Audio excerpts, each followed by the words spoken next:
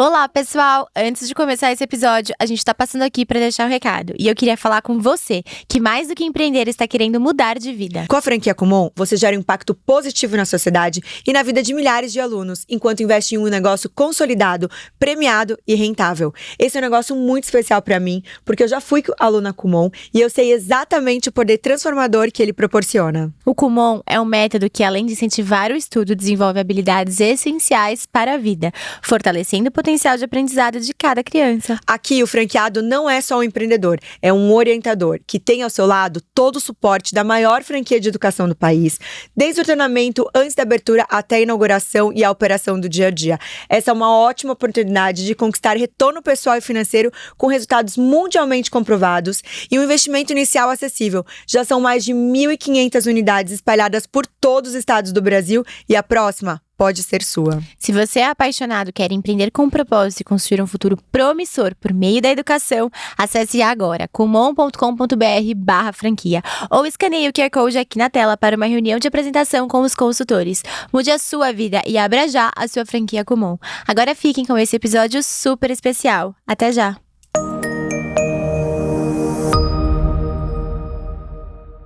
Olá, eu sou a Sheila Santos. Eu sou a Isabel Ringueira. E nós somos o Antes PowerCast. de começar esse episódio, eu quero convidar vocês a se inscreverem no nosso canal, ativar o sininho. E compartilhar com todo mundo. E antes de falar do canal, também quero convidar você a se inscrever na nossa comunidade. A gente vai deixar o link aqui na descrição, vocês têm que fazer parte, são conteúdos exclusivos e várias promoções dos nossos parceiros. Não dá pra ficar de fora, né, Chi? Não dá pra ficar de fora. A gente tá com duas convidadas super powers aqui pra falar muito de empreendedorismo. Eu tenho certeza que vocês vão se apaixonar. Quem tá aqui com a gente, Exatamente. Vamos trazer um pouquinho mais de representatividade aí das mulheres. Sejam bem-vindas, Maíra e Luísa. Bem-vinda! Obrigada pelo convite. Obrigada. Meninas, pra gente poder entrar nesse papo, queria que vocês se apresentassem brevemente pro pessoal que tá escutando a gente, pra conhecerem vocês um pouquinho. E depois a gente poder trazer aí o nosso papo principal, essa importância aí de mulheres na carreira, poder crescer dentro das empresas.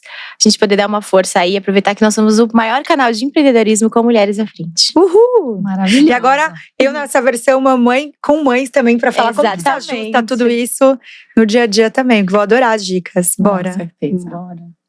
Quem quer começar? Bom, posso começar então? Bom, obrigada primeiro pelo convite. Eu sou a Luísa Matos, eu sou sócia na consultoria Bain Company.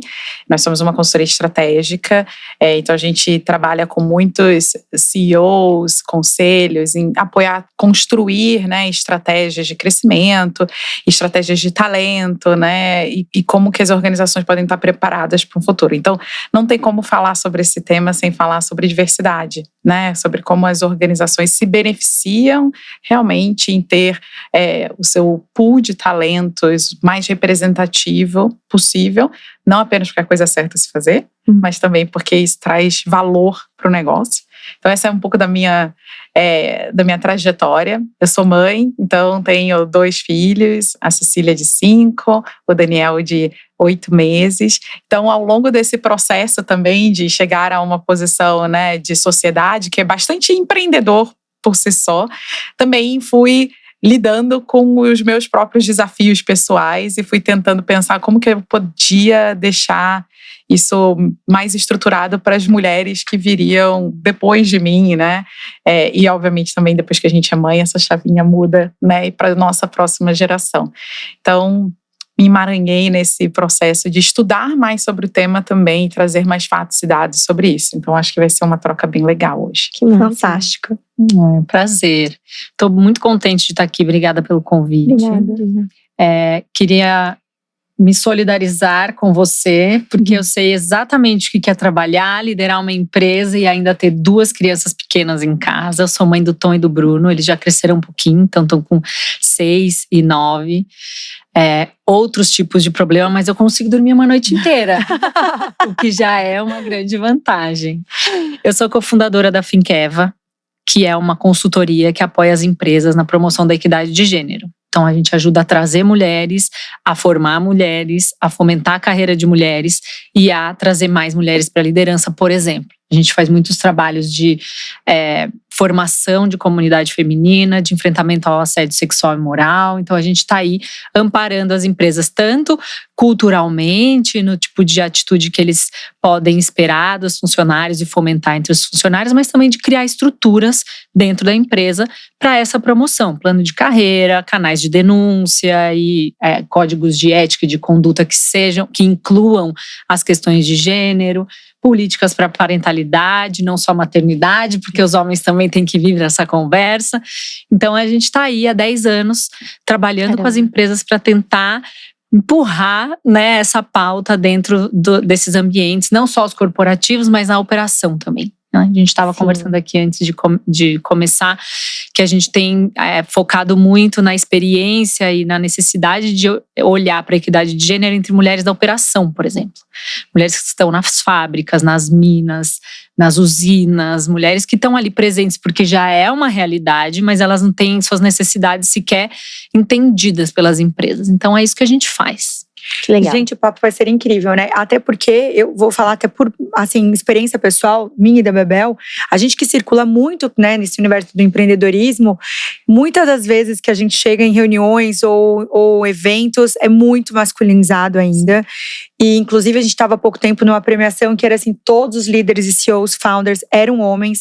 Tinha 3 mulheres e claramente dava para ver que eram colocadas lá por, precisamos colocar. Eu até vou fazer um push aqui, estrutural mesmo, né? Que vocês fazem todo esse trabalho para colocar no mercado a diferença. Eu sou interiorana, então também sou de uma cidade pequenininha, então que também tem, né, muito forte o machismo. Eu queria perguntar para vocês como que é feito esse trabalho, principalmente para uma empresa que está nascendo, como que ela pode trazer uma liderança feminina mais à frente e também fazer essa educação ficar mais vista, né, mais falada, porque a gente está em São Paulo, né, a gente está no centro de um dos principais polos aqui da América Latina, acho que todo mundo tem referência de São Paulo, né? Então acho que pra gente também passar isso para os outros aprender é muito importante, mas eu acho que às vezes as pessoas nem sabem por onde começar, né? Fazer uma triagem para dentro, uma curadoria para dentro da empresa. Então eu queria que vocês contassem um pouco desse processo, tanto na parte da diversidade, quanto na inclusão e também na parte da mulher como liderança mesmo, que eu sei que a mulher às vezes também ganha muito menos, né? Então tem várias camadas aí dentro estruturais. Uhum. Bom, eu acho que a primeira coisa que a gente tem trazido para essas discussões é justamente o ponto de como que ter um grupo mais diverso vai adicionar valor para o teu negócio. E por que você deveria estar pensando naquilo como uma alavanca de crescimento, ou uma alavanca de ser mais resiliente a mudanças de negócio, ou uma alavanca para você perceber mais rápido o que o teu consumidor quer, o que o teu cliente na ponta quer, se você tem pessoas dentro de casa que têm esse olhar mais apurado para as diversidades, as diferentes necessidades que a organização tem. Então, acho que essa é a primeira pauta que, normalmente, do que eu vejo, desarma um viés de quando essa pauta de diversidade vem para a mesa, de a gente estar querendo fazer uma caridade ou de estar querendo fazer, né, um agrado. Não, vamos... É a coisa que é eticamente correta, tratar todos da maneira correta, mas isso traz valor para dentro do negócio. Eu acho que isso é bastante importante, seja a gente estando numa organização, numa corporação, seja a gente está pensando num empreendedor, né? Então, o que a gente buscou nesses últimos estudos que a gente fez e até o mais recente que foi agora em dezembro, o que a gente viu? Essa pauta, ela está muito mais presente dentro da organização. Então, a gente mensurou em 2019, pré-pandemia e pós-pandemia, a gente soube que no início ali da pandemia a gente teve uma explosão de movimentos, né? He4She, Me Too, vários movimentos, Black Lives Matter, por exemplo, né? Que fizeram essa pauta ganhar muito reforço. Depois a gente começou a ver mais recentemente mudanças no mundo, né? Que trouxeram quase que uma polarização na pauta de diversidade versus meritocracia. O que a gente está tentando fazer, em termos de discussão, é falar, isso aqui não é uma polarização, não é que um caminho vai ser contrário ao outro. Não, a gente está apontando na mesma direção. De você ter um negócio mais resiliente a uma crise, você vai conseguir fazer isso quanto mais diverso o teu pool de talentos for. Eu acho que isso estabelece uma discussão mais baseada em negócio, baseada em valor, que no final do dia todo mundo quer valor para suas organizações. E eu acho que faz com que a discussão tenha um caminho, um início pelo menos, porque o caminho ainda é duro, mas um início um pouco mais, com ouvidos mais atentos. Pelo menos essa é a minha percepção. Não sei como você vê isso. Eu concordo 100%. Eu acho que a gente passou de uma conversa, já amadurecemos, né? De um lugar mais de uma pauta, às vezes até fincada numa coisa moral, do ponto de vista, isso é o que você tem que fazer porque isso é o certo. Mas o que é o certo? Como que isso volta para mim? Isso implica em gastos ou não? Eu acho que a gente agora já está num momento em que a conversa ela não é mais sobre uma questão moral, é uma questão prática e estratégica, né? Que traz valor, como já foi dito aqui. Então, acho que a gente tem esse caminho já sendo amadurecido. E aí eu queria acrescentar, né? Além de trazer mais valor, a gente tem visto, por exemplo, que a gente, com a inclusão de mais mulheres, a gente consegue mitigar riscos. E aí a gente está falando tanto de riscos ocupacionais, né, e de outras frentes, quanto de riscos trabalhistas também. Porque a gente tendo poucas mulheres dentro de uma organização, elas provavelmente vão estar mais suscetíveis a assédio, mais suscetíveis a outros tipos de machismo dentro do ambiente de trabalho, que quando você tem um número maior de mulheres, você consegue mitigar isso, né? Você consegue trazer essa cultura feminina de um jeito que não fique uma mulher ali sozinha tendo que lidar com um sistema e um patriarcado inteiro, né, sozinha. Então, acho que a gente tem muitas vantagens e como ela falou, eu também acho que essa conversa, essa polarização entre diversidade e meritocracia é uma narrativa falaciosa que é feita para ser polarizante, quando na verdade isso não tem uma relação direta. A gente está mesmo olhando para o mesmo lugar, né? Agora, uma curiosidade que eu não sei se vocês têm isso, né, vivo aqui para trazer para a gente, mas assim, vocês têm um levantamento em números mesmo hoje na prática das empresas que já fizeram muitas mudanças, né, dentro de governança, etc., para trazer essa equidade, para trazer mais mulheres para a liderança, para facilitar o crescimento delas na carreira? A gente tem uma ideia disso? Tipo, tá melhorando? Porque é uma coisa que eu, como mulher, acho um absurdo. Então, eu não consigo imaginar alguém que, tipo, como assim dificulta ou faz diferente? Então, mas eu sei que isso existe, né? Então, trazer isso para quem tá escutando a gente, porque a gente tem empresas aí gigantescas que realmente, se você vai puxar um board ali, só tem homens, né? E vocês têm acesso a isso? Bom, posso compartilhar alguns dados. O que primeiro a gente percebe é que se fala mais, então a gente viu um aumento de sair de mais ou menos 40% das pessoas dizendo que percebiam a organização prestando atenção no tema, para agora 55%, e que a gente viu um aumento no investimento de recursos ao redor disso. O ponto é, se a gente realmente faz um comparativo de percentual de mulheres ocupando, por exemplo, aqui a cadeira de CEO dentro das organizações, a gente saiu em 2019 ali em torno de 3%, para 6%. E no conselho, mais ou menos de 5% para 10%. Alguém poderia falar, a gente pode sempre ver o copo mexendo. Dobrou, melhorou. Mas isso ainda significa que tem uma chance 15 vezes maior de um homem sentar na cadeira de CEO do que uma mulher.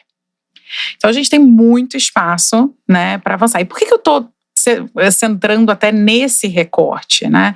Porque o que a gente viu é que muitas organizações conseguiram avançar nas suas camadas mais de entrada, né? Então eu vou conseguir recrutar melhor e de uma forma mais diversa. Isso é importante.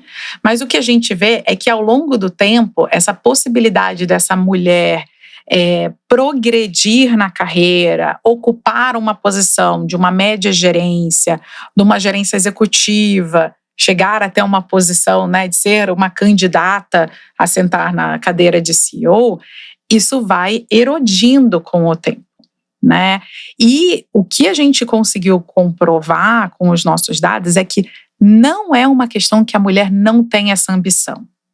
Isso era um mito, né? Que nosso primeiro estudo lá em 2013 a gente conseguiu desarmar, que aí muita gente falava, não, mas a mulher não quer, ela escolhe privilegiar a família, ela escolhe. A gente falou, olha, mulheres e homens, quando a gente mensurou qual é a ambição de alcançar um cargo mais alto, ou a confiança, deu igual, gente. Então, isso aqui é uma narrativa que às vezes está até dentro da nossa própria cabeça como mulher e que não é verdade. O ponto aqui, os processos, o ambiente, ele vai desgastando, ele vai criando, né, dificuldades. A gente viu que apenas 50% das mulheres acredita que tem a mesma chance de ser promovida a um cargo sênior do que um homem, mesmo quando comparado com qualificações iguais. E é interessante que os homens também veem esse gap. Só 60% concordam. Então, essas dificuldades estão aí e a gente precisa continuar trabalhando nelas, né? Não poderia falar melhor do que o que você trouxe. Acho que a gente tem, além desse contexto corporativo que vai minando, erodindo, como você disse, que eu achei muito bom, a gente tem a maternidade como sendo esse grande degrau quebrado, né? Que dizem que na escada corporativa e na carreira, a maternidade é esse lugar em que você simplesmente não consegue sustentar. Porque, como você disse, né? Ela escolheu cuidar da família. Não é bem uma escolha, né? Quando a gente coloca nesses termos, parece que há uma vontade das mulheres de abandonarem suas carreiras. Claro que as prioridades mudam e tem algumas mudanças importantes que acontecem na rotina e tudo mais, mas não necessariamente ela deixa de dar a importância que o trabalho já tinha na vida dela antes. E aí, assim, para ser justa com todas as mulheres, a mulher que escolhe de fato abandonar sua carreira para cuidar da sua família, ela precisa ser também validada. Eu não estou aqui para dizer o que as mulheres devem fazer. O importante é que essa seja uma decisão informada, consentida, né? Uma decisão de fato e não quase um movimento natural. Ai, não vale a pena porque o salário que eu ganho eu vou gastar tudo em babá. Ai, não vale a pena porque eu tô muito cansada, eu não aguento, é melhor eu cuidar da família. Ai, porque como que meu filho vai crescer se eu não estiver perto dele? Isso tudo são estratégias e armadilhas para você acabar abrindo mão mesmo. E mesmo quando você fica e sustenta a sua carreira, muitas vezes você é bombardeada por agressões, por, às vezes, inabilidade de quem está em volta de você. Para ser justa também com as pessoas, uma equipe de pessoas mais jovens que tem uma líder mãe, provavelmente elas não vão saber as questões que percorrem aí, que permeiam esse contexto. Se ela dormiu, se ela consegue viajar. E até as coisas, a gente diz, né? As coisas acontecem de uma maneira quase numa inércia. Se a gente não interrompe essa inércia e não, vamos pensar, vamos olhar para isso. Elas vão continuar nessa inércia e a gente vai continuar sem questionar. Uma coisa, por exemplo, happy hours. Mães não conseguem ir a happy hours. O que acontece no happy hour? Networking, troca de informação valiosa. E ela tá o quê? Correndo para buscar o filho na escola, porque vai fechar, ela já tá atrasada. São coisas bobas, simples. Faz um happy hour mais cedo, faz uma confraternização na hora do almoço. É uma questão de ajuste, não é deixar de fazer o happy hour, mas vamos prestar atenção se a gente está conseguindo incluir de fato as mulheres, né? E a gente fala de mães, mas às vezes a gente está deixando de contemplar, por exemplo, as mulheres que cuidam dos seus pais, seus avós, a pessoa com deficiência na família, uma pessoa enferma que não está hospitalizada, doenças crônicas. A gente tem uma infinidade de necessidade de cuidado. Só as mulheres cuidam, e isso a que custo? Um custo pessoal super alto e um custo profissional mais alto ainda. Não, eu vou falar até por mim, tá? Agora que eu sempre fui muito workaholic, empreendedora, né? Geralmente a empreendedora não tem a pausa do CLT, não tem a pausa, né? Você não tem como. E eu tenho debatido com várias mulheres que empreendem até essa parte, tipo, que todo mundo fala, quanto tempo você vai tirar? Tipo, não dá pra tirar. sabe assim? Não tem como a gente tirar um espaço. Sim, eu vou dar uma desacelerada, a gente tá organizando a casa por algum tempo, mas tipo assim, como que você para digerir um empreendimento que é seu, que você também tá à frente, por mais que eu tenha uma super sócia aqui, né? Mas tipo assim, colocando na balança, né? Eu acho que é uma realidade muito vivida por muitas mulheres, porque por mais que tenha as mães solos, beleza, que eu acho que ela já entende que tem uma responsabilidade até maior, mas eu vejo até em casa, com o super marido que eu tenho, companheiro e tudo mais, a mulher fica com a responsabilidade maior. De qualquer jeito, mesmo que você tenha rede de apoio, mesmo que você tenha… A mulher tem essa coisa, eu vou ter que buscar meu filho. A gente tem várias CEOs que já passaram por aqui, até vou falar desse lugar de CEO, porque às vezes ela tem uma responsabilidade até maior de liderança, falando que escolheu ter a maternidade como vocês, e continuar empreendendo e estando numa liderança que demanda muito mais tempo e um olhar para o negócio. E que acordou em casa, gente. Eu quero esse papel de trabalho, não quero deixar. E como que eu faço para ajustar dentro de casa as panelinhas todas, né? E agora que eu tô aprendendo e vivenciando tudo isso, eu vejo o quanto muitas coisas não são faladas e quanto é difícil para mulher se posicionar mesmo. Tipo, eu escuto de homens assim, agora você vai ser mãe? Você vai ver como sua vida vai mudar. Mas de um jeito muito negativo, como se eu não fosse dar conta. Aí eu, tipo, na minha vida, óbvio que mudou já, eu estando grávida, tô no 7º mês, mas a gente conseguiu, né, se organizar muito bem. Eu acho que é uma coisa também de se organizar, né, e tô super disposta, graças a Deus, mas meu ponto de vista é como que isso a gente é tão cobrada, já existe uma cobrança, né, lá atrás. Tipo, você vai parar, você não vai… E há pouco tempo eu tava num evento, pouco tempo mesmo, tipo uma semana, e tinham muitas mulheres de 35 mais, que todas do evento, eu tava grávida, então era um evento pequeno, de 20 pessoas, estavam vindo falar comigo, nenhuma optaram pela maternidade, porque colocaram as carreiras em primeiro lugar. E aí me veio um ponto de aqui, até vou refletir aqui em grupo com vocês, por que as mulheres têm que tomar essa decisão muitas vezes de não optar pela maternidade e optar pela carreira? Porque entendem que se tiverem a maternidade, elas perdem tempo. Tipo, vocês acham que quando vocês trazem… Eu imagino que vocês trazem muitas coisas para as empresas para melhorar.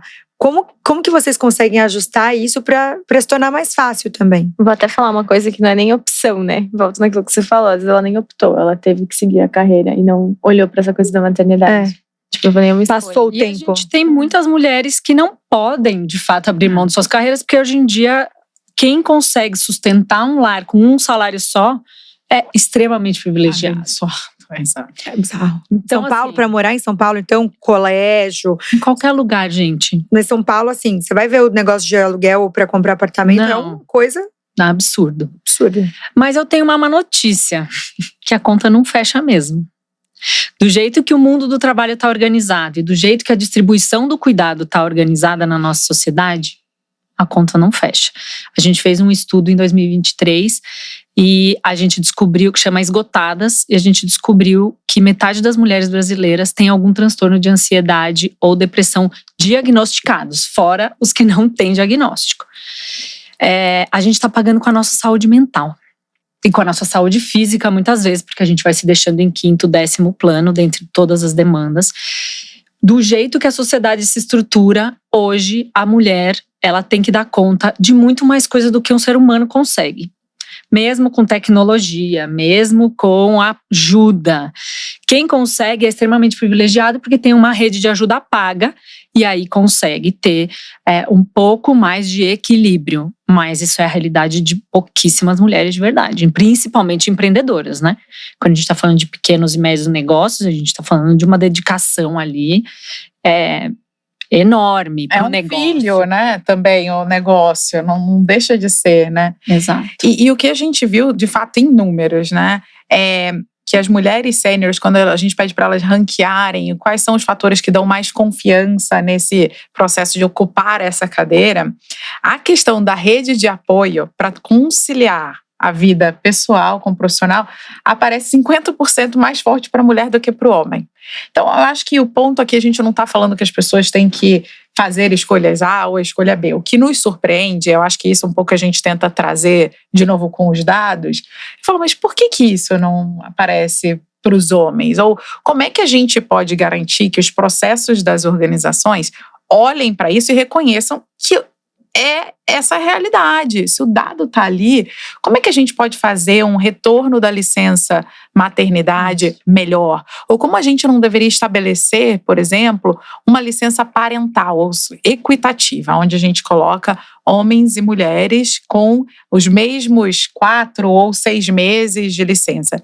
E aí eu fui ter uma discussão sobre isso, né, em diferentes cenários com executivos. E é interessante, porque a gente está sempre falando ali daquele stretch final para eu virar o C-level, o diretor e tal. E aí a frase que surge é, mas se o homem sai 4, 6 meses ali, normalmente quando ele vai estar tendo filho, já é muito próximo aonde você está naquela maturidade de carreira. Mas aí ele está provavelmente arriscando aquela promoção. Aí a gente fala assim, bom, isso é o que nós, mulheres, planejamos a nossa vida inteira. Desde sempre. Isso se chama planejamento familiar, né?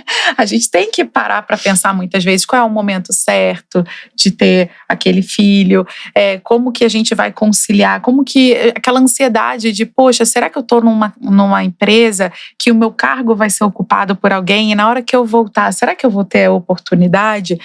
Né? Então, eu acho que essa temática da maternidade gera muita ansiedade. Normalmente, nessa posição que eu já estou ali como uma gerência média, ou seja, eu já estou olhando para um cargo e é onde a gente sente essa quebra, né, poxa, tá realmente difícil eu equilibrar todos esses pratos. Mas a gente está vendo que as organizações que realmente conseguem alinhar valor estão buscando mais formas de fazer isso. É importante ter mulheres também nesses círculos de decisão para provocar essa conversa. Né? Inclusive, se eu puder complementar, a gente está vivendo agora uma discussão sobre a licença paternidade. A licença paternidade foi estabelecida como 5 dias corridos na Constituinte de 88.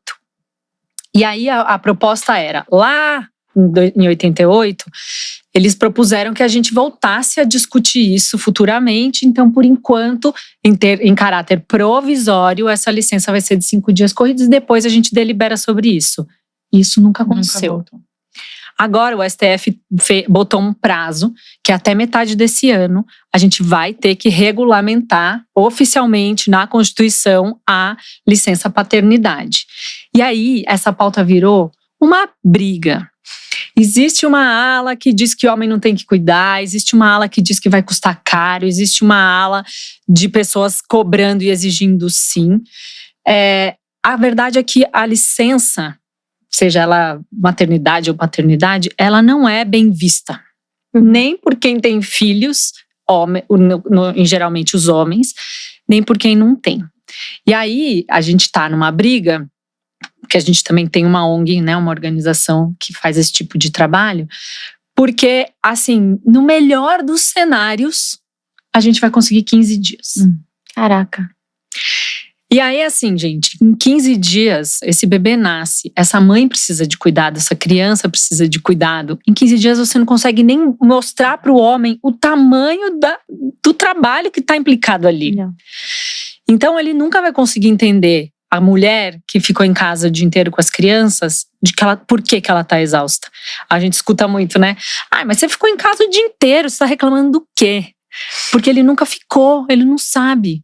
Ele não tem essa... Então, a licença paternidade que está sendo debatida agora, ela precisa ser amplamente discutida na sociedade e a gente precisa fazer esse esforço para trazer os homens para dentro do cuidado.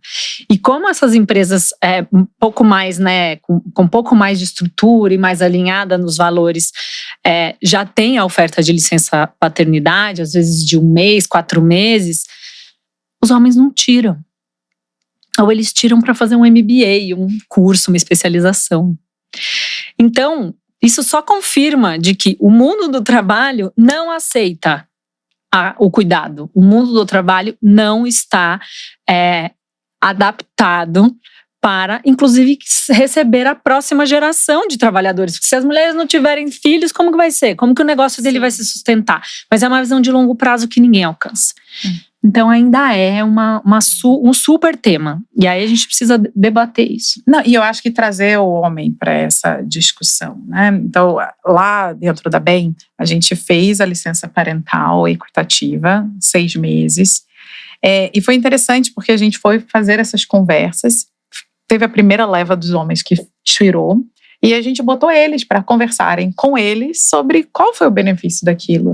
E a gente teve depoimentos muito bacanas, sabe? De como que aquilo fez diferença na conexão dele com o filho, no entendimento dos desafios da família.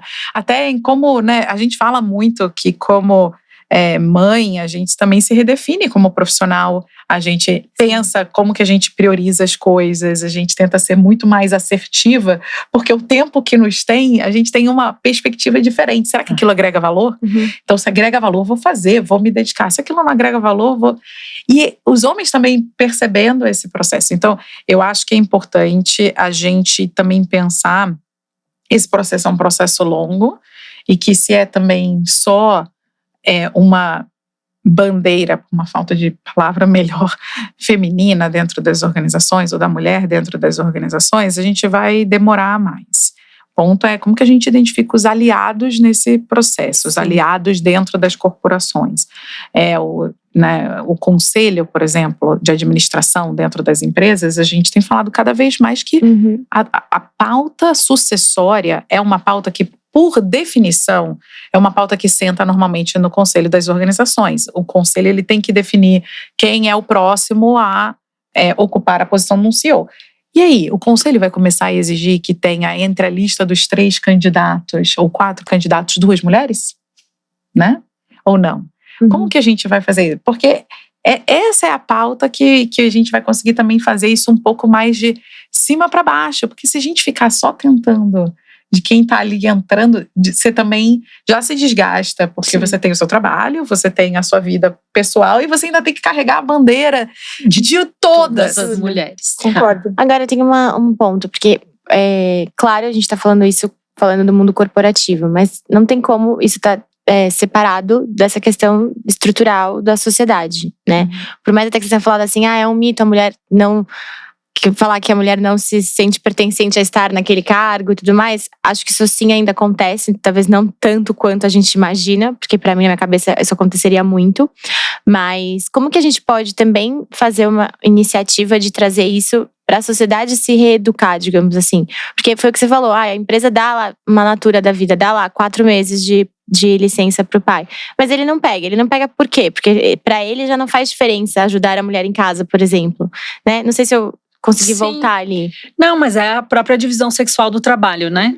Quem faz o quê? Na nossa sociedade, acho que no mundo todo, não dá para nem falar que é só no Ocidente. A mulher, ela é essa responsável pelo trabalho de cuidado, que é o trabalho de produção e manutenção da vida. A gente está falando de, se ninguém tivesse cuidado da gente, a gente não estaria aqui hoje. Alguém lavou nossa roupa, ou a gente mesmo lavou nossa roupa. Alguém cozinhou nossa comida, ou a gente mesmo cozinhou nossa comida. São tarefas que nunca terminam. Você acorda de manhã e elas estão zeradas e você vai ter que fazer tudo de novo. Então, se as mulheres são as responsáveis pelo trabalho reprodutivo e de cuidado, os homens, a divisão sexual do trabalho atribui aos homens o trabalho produtivo, que é entendido como esse trabalho que dá dinheiro. Então, o trabalho reprodutivo é grátis, o trabalho produtivo é remunerado. O que aconteceu? A gente teve mulheres que entraram, né, no trabalho produtivo, só que elas continuaram sendo as responsáveis exclusivas pelo cuidado. Então, a gente está num ponto de inflexão na nossa sociedade, porque, como a gente já falou, não existe mais um lar que se sustenta com salário só, não existe mais as mulheres que estão trabalhando, que são muitas, não existe elas voltarem para dentro de casa. Ninguém vai dizer para ela, não, agora você vai ser só dona de casa. A não ser que isso seja uma vontade genuína dela, como a gente já falou aqui também. Então a gente vai ter, além de tudo isso, porque eu sempre falo que é um tsunami que está vindo na nossa direção, que o Brasil está envelhecendo. Total. A nossa população está envelhecendo. A gente vai ser um país de idosos até 2050. A gente vai ter uma parcela maior de idosos do que de pessoas jovens. Isso significa o quê? Muita gente precisando de cuidado pouca gente para cuidar. E quem cuidar vai estar sustentando a economia. Vai estar ali na força produtiva também. E a gente está fingindo que nada está acontecendo. Existe em votação uma política nacional de cuidados, que foi aprovada no Congresso Nacional, que vai virar um plano de cuidados, que é como é que a gente resolve como sociedade esse problema. Porque, como a gente falou, tudo até hoje esteve só com as mulheres, é insustentável, elas adoecem e vai piorar. Então, a gente vai precisar resolver. Até porque eu acho que, isso já até visto, que a gente faz trabalhos em comunidade também, a mulher, quando ela consegue trazer uma receita para dentro de casa, ela tem uma liberdade financeira total. Porque, assim, meu ponto de vista, tem muitas mulheres que vivem até dentro de relacionamentos abusivos, e que também já é uma outra pauta aí gigante a ser falada, porque elas muitas vezes fica insegura de sair de casa porque ela não tem como se sustentar sozinha, porque geralmente ela leva os filhos juntos. Então, como é que ela vai sair de casa, né, já vivendo numa relação já dentro de casa, não tendo dinheiro, e ela sai de casa e ela tem que sustentar a casa e tem que sustentar os filhos? Como que ela traz essa... E às vezes não trabalha, não tem um trabalho que é tão bem remunerado. Então, eu também ainda vejo que a gente, né, trabalha muito com comunidade, trazendo um pouco de informação, para trazer profissionalismo para elas, para trazer um emprego, né, que ela consiga se ajudar e ajudar a casa dela também. Então deve ser aí muita coisa, né, gente? Tipo assim, se a gente começar a avaliar aqui, a gente fica horrorizado quanto mais profundo vai entrando, né? Então... E eu acho que talvez como você falou, acho que são muitos ângulos, muitos botões que a gente precisa apertar. Eu acho que o que a gente tem trazido para as conversas vamos tentar ter uma abordagem também pragmática. O que a gente pode fazer? Acho que a primeira coisa vamos tentar trazer fatos e dados, vamos tentar entender como é que está a tua distribuição da tua força de trabalho por cargo dentro das organizações, aonde que você está devendo, aonde que você está com o lugar equilibrado, como é que estão os teus processos organizacionais, recrutamento, promoção, avaliação de pessoas, eles têm vieses, não têm vieses, como é que a gente vê isso? É só você olhar os dados. Se você tem um pool equilibrado de candidatos, você está promovendo na mesma taxa mulheres e homens. Eu acho que quando a gente traz esses dados para conversar, fica muito difícil você esconder o problema ou você evita cair numa discussão de que mas a sociedade é assim. É óbvio, tá bom, mas o que a gente vai fazer aqui dentro? Agora que a gente viu esse número, o que a gente vai fazer? E aonde que vale a pena a gente trabalhar? Pra gente também não ficar num enxuga-gelo, de bota um monte de mulher pra dentro, passa 3 anos, não tem mais mulher. Não sustenta. Como é que a gente faz isso, né? Então, eu acho que é importante criar um plano de atuação dentro das organizações para você realmente mostrar que o investimento tem valor, né? E que você vai conseguir trazer essa mulher não apenas nos cargos de entrada, mas sustentar, para não ter esse dado que eu mostrei para vocês de que só 6% das mulheres ocupando a carreira de CEO. Só que quando a gente pega quantas mulheres fazem uma formação universitária, 56%. Tem mais mulheres do que homens na universidade. Então, o que a gente chama é um afunilamento. Que louco isso, que muda no meio disso tudo, né? Exato. Todas essas barreiras que a gente já falou, né? Que não estão na ordem do mérito, estão na ordem do preconceito. Dos vieses. Então, eu acho que isso é super importante para a gente tentar sair de uma discussão polarizadora, de uma discussão, né, de que mas isso é culpa da sociedade. Então, como que a gente faz para melhorar isso, né? Exato. O que a gente faz de diferença? Até vou fazer meu push aqui na mesma pergunta, falando sobre o Brasil vai ser um país mais velho, e também a gente falando de todos esses, né, assuntos agora. Quais empresas que vocês acham que são referências e que estão fazendo um trabalho legal aí de mercado, principalmente na parte de equidade, né, de gênero, que conseguiram transformar e estão conseguindo trazer um olhar até para as pessoas que estão assistindo, pesquisarem mais, saberem mais do assunto? Quer começar? Não, pode ir. Não, eu acho que a gente tem alguns exemplos. Eu não consigo dizer assim, de cabeça, uma empresa que tenha feito um trabalho 360 para todos os problemas que a gente está trazendo, até porque é muita coisa, né? Enfim, a gente entende que é um processo e existem muitos esforços. Eu acho que a gente tem já um certo compromisso, um entendimento, pelo menos, do empresariado de maneira geral, de que isso é importante. Mas eu citaria, por exemplo, o Magazine Luiza como uma referência para o enfrentamento à violência doméstica e aos assédios. Eles têm um programa incrível, e eu posso falar aqui porque é público, de que uma funcionária que esteja vivendo uma situação de violência doméstica, ela recorre ao canal de denúncias e eles têm uma rota de saída para ela. O que eles fazem? Dão apoio psicológico, apoio jurídico, eles transferem essa mulher de loja, então ela está trabalhando aqui em São Paulo e aí ela, sei lá, vai para outra cidade. A empresa ajuda ela a alugar uma casa, a encontrar a escola dos filhos e ela se estabelecer, dá um espaço de 3 meses para que ela consiga reestruturar a vida dela e voltar a trabalhar na loja naquele lugar. Isso, gente, eles já ajudaram mais de 1.000 mulheres e é uma coisa que não é tão complexa de se fazer dentro de uma estrutura que já existe. Você já tem o seu legal ali, a sua área jurídica. Você já tem a sua área de pessoas que pode trabalhar de maneira simples essa realocação. Então é isso, assim, acho que o investimento financeiro é baixo e o retorno é muito alto. Então eu traria esse exemplo. Eu acho que a PwC também tem feito um trabalho bastante forte, estão trazendo alguns planos de carreira e formação de lideranças que estão sensíveis a gênero, e eu acho que isso tende a refletir. E eu acho que eu me lembro, assim, de cabeça, de momento, essas duas. Eu acho que eu posso trazer aqui alguns exemplos de ações, né? Eu acho que, então, aquelas organizações que realmente estão conseguindo olhar os dados e construir essa visão do funil, né? Então, e que isso é discutido não apenas pelo RH. Esse não é um tema do RH. Esse é um tema dos líderes. Então, acho que esse é o primeiro ponto. Segundo, conseguiram de fato construir políticas e revisitar os seus processos para ver se eles têm vieses. Acho que uma política realmente que está crescendo em discussão é a política de licenças parentais. Então, as organizações que estão provocando isso.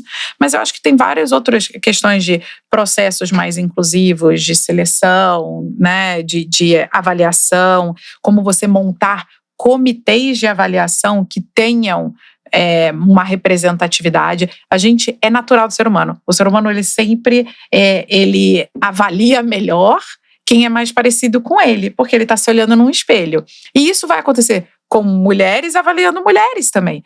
E homens avaliando homens. Então a gente precisa ter o quê? Diversidade dentro desse grupo de avaliação. Acho que o terceiro tema é como é que a gente traz narrativas de lideranças inspiradoras que sejam mais diversas também. Então, como é que a gente fala sobre a temática, não apenas com as mulheres, como é que a gente faz homens ouvirem de mulheres, né?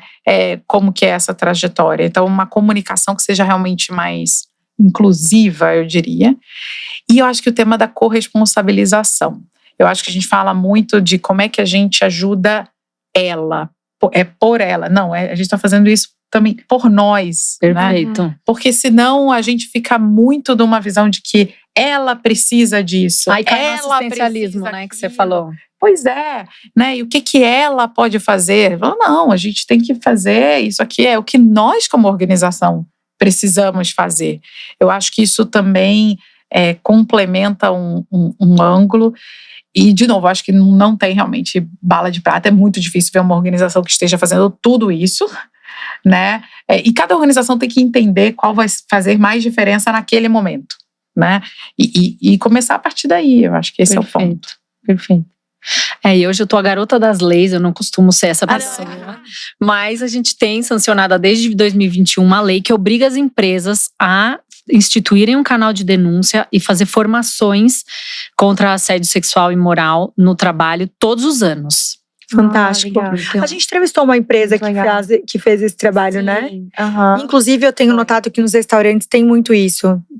Você está sofrendo violência, denuncie. Muito mais visto, eu acho que de uns 2, 3 anos para cá, que eu acredito que esses movimentos já estão sendo né, avançados. Isso exatamente, isso é muito positivo. Uhum. Hoje mesmo eu prestei atenção exatamente nisso, que eu tava parada e eu tava olhando as plaquinhas e tinha lá, denuncie, e tô vendo que tá sendo muito mais comum isso, e que é muito positivo, porque é muito real, né, gente? Principalmente a gente que passa aqui com vocês, cada empreendedor passa aqui contando sua história, um mix de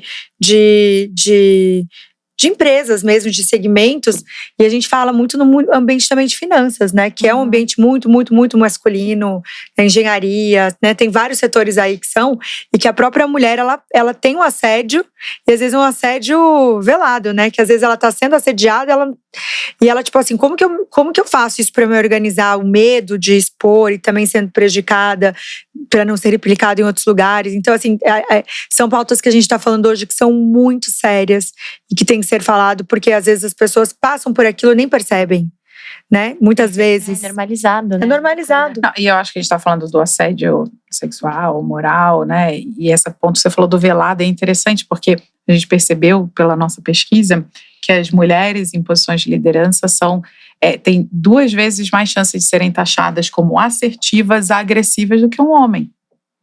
Por quê? Grossa, louca. Exato, né? Então, ou que são desencorajadas a falar numa reunião. Porque muitas vezes, como você falou, você chega lá, a reunião ela é a única, né, que está naquela posição. Então, eu acho que esses são pontos que a gente… óbvio, você precisa ter um ambiente que seja seguro. Essa é a primeira coisa, né? Condição básica. Mas além de ser seguro, como é que você dá oportunidade para as pessoas se desenvolverem? Sim. Isso é mais um passo, né? E eu acho que isso é importante para não estar velado essa falta de chance.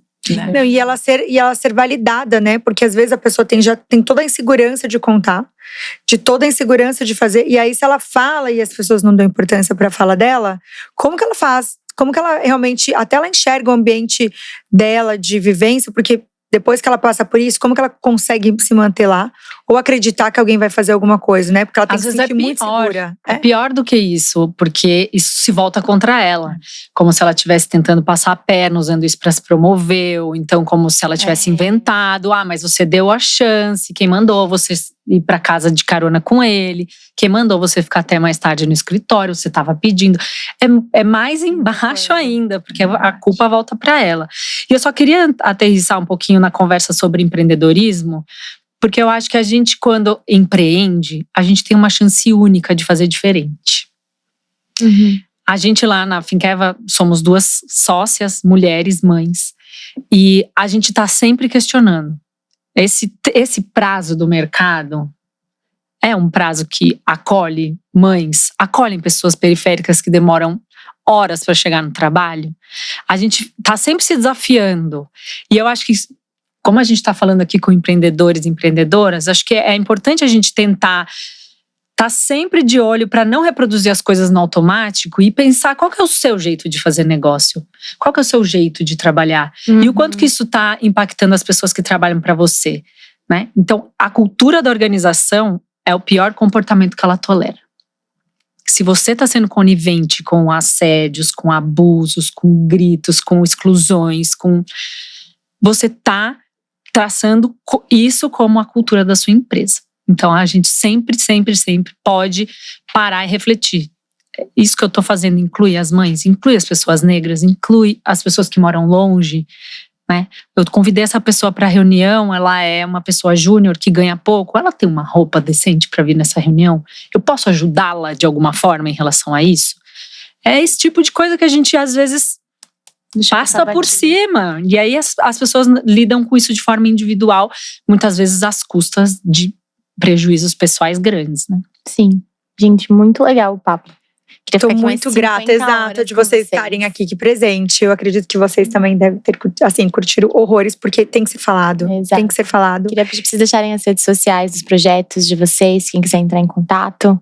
Bom, no LinkedIn eu costumo colocar um pouco desses dados e fatos, então Luísa Matos, se quiserem procurar lá, continuar a conversa, a gente está sempre trocando e sempre querendo escutar, né? Eu acho que é muito legal ouvir dessas experiências de diferentes aplicações. Perfeito. A gente também produz conteúdos para Instagram e LinkedIn na Finkeva, Então, think.eva, seja no LinkedIn ou no Instagram. E a gente tem a nossa ONG, a Finca Olga, que produz vários estudos e vários debates importantes sobre gênero que podem ser úteis não só para o trabalho, mas para a vida. Que também no Instagram, no LinkedIn, think.olga, vocês conseguem nos achar. Gente, muito lindo o Obrigada. trabalho de vocês. Muito, muito. E muito orgulho de vocês estarem aqui, dividindo isso com a gente, né, Bebel? Exatamente. Vamos fazer outros episódios Deixem depois muitos também. comentários pra Contem com a gente. voltarem muitas vezes, gente. Muito obrigada por hoje. Não se esqueçam de se inscrever em nosso canal. Ativar o sininho e mandar o episódio pra todo mundo. Até a próxima. Até, gente.